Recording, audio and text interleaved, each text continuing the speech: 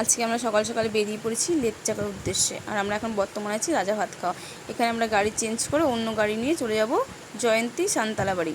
তো আমরা জয়ন্তী সান্তালা বাড়ির উদ্দেশ্যে বেরিয়ে পড়েছি, কিন্তু এখানে বৃষ্টি প্রচণ্ড হচ্ছিল বলে আমি ভালো করে ভিডিওটা নিতে পারিনি। দেখতে পাচ্ছ কত সুন্দর পরিবেশ। এটা হলো জিরো। আমরা জয়ন্তী সান্তালা বাড়ি থেকে অন্য গাড়ি করে জিরো পর্যন্ত এসেছি। এটাকে জিরো এই জন্যই বলা হয় কারণ এই পর্যন্তই গাড়ি চলে, এরপরে আর কোনো গাড়ি চলে না। এখান থেকে ট্রেকিং করে আমাদেরকে বক্সা ফোর্ট তারপর লেপচাকায় উঠতে হবে।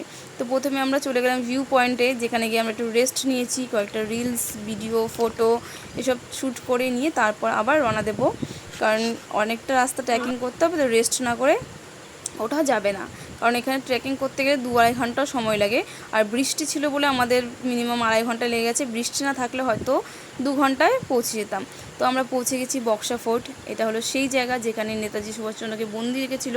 আর ওই যে জায়গাটা দেখতে পাচ্ছ, যেটা লাল বা মেবি কমলা দেখা যাচ্ছে টিন মানে ছাদটা, সেটা হলো বক্সা ফোর্ট বা বক্সা জেল, যেখানে আমাদের নেতাজি ছিলেন।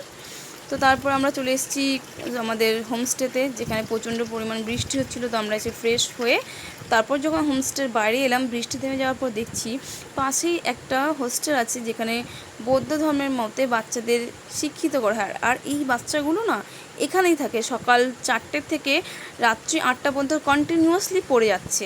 আমরা সারাদিন ওটা দেখে টাইম পাস করেছি। তারপর কিছুক্ষণ পর বেরিয়ে পড়লাম একটু ভিউ, আশেপাশের ভিউ দেখার জন্য, ঘোরার জন্য, কিছু রিলস আর মেনলি ফোন করার জন্য। এখানে জিও ছাড়া কোনো সিমের টাওয়ার হয় না। তাও এখানে একটা ট্রি আছে, যে গাছটাকে বলা হয় জিও ট্রি। সেখানে গিয়ে একটু মানে বাড়ির লোকের সাথে একটু কথাবার্তা বলে নিলাম। এটা হলো পরের দিন সকালের ভিউ। দেখতে পাচ্ছ কত সুন্দর, যেন মনে হচ্ছে মেঘের মাঝখানে বসে আছি। সত্যি খুব অমায়িক দৃশ্য। শীতকালে গেলে হয়তো ভিউটা আরও সুন্দর লাগতো, কারণ আমরা বর্ষাকালে গিয়েছি, জুন মাসে গিয়েছি বলে হয়তো বৃষ্টির জন্য ভালো করে ভিউটা দেখতে পারিনি। তোমরা যদি যেতে চাও অবশ্যই শীতকালে যাবে। আর আমার এই ভিডিওটা কেমন লাগলো অবশ্যই কমেন্ট করে জানাবে, একটা লাইক, একটা শেয়ার অবশ্যই করবে। সবাই